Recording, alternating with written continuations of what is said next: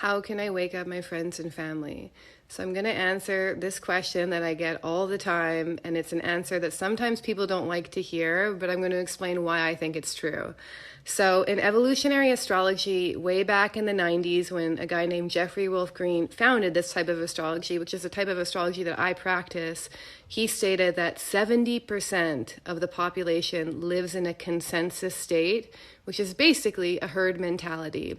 So these are the literal NPCs of the world. So they don't form independent thought. When they want to know what their opinions are on certain topics, they just look to the external world. So these kinds of people will tend to get the most offended when you present them certain views that go outside of their paradigm, because their beliefs actually represent unconscious security needs. So they unconsciously gain security in trusting the mainstream media, celebrities, the experts, the government. They basically can't really think for themselves, so they seek security in outsourcing their opinions to the outer world.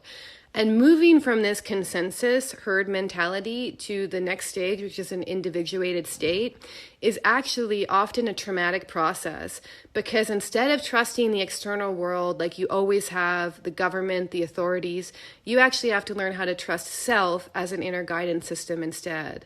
And in order to do that, you actually have to decondition and undo a lot of what you thought was true about yourself and the world in the process. So this is a really alienating and lonely process by design, because in order to discover who you are, you actually have to separate from the herd to begin with. And the thing is, you can't actually force people out of this state. It has to come from an inner calling. So it has to come from them realizing that there is something different inside of them that can't be explained by the experts, science, celebrities, government. And in my view, it really takes a certain ripeness of the soul to even want to go down that path, because it's not easy.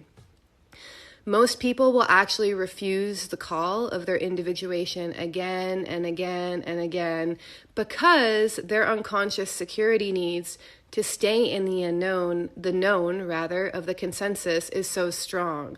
So you don't want to hate them for that. It's actually a necessary stage in their own soul's development. And this is why trying to wake up family, friends, and others in general is almost always a failed project. And really, how I feel about it, the best thing you can do in these times is focus on your own soul evolution and find something unique about you that you can bring back to the world. And the reason why I'm saying that is because it is the most highly individuated and spiritualized people who actually create the next consensus. And they don't do this by forcefully trying to wake up the people who are asleep. They do this by bringing back their true essence, their true nature, and their soul gifts back to the consensus, where they can uplift, inspire, and show people there's a different way to be.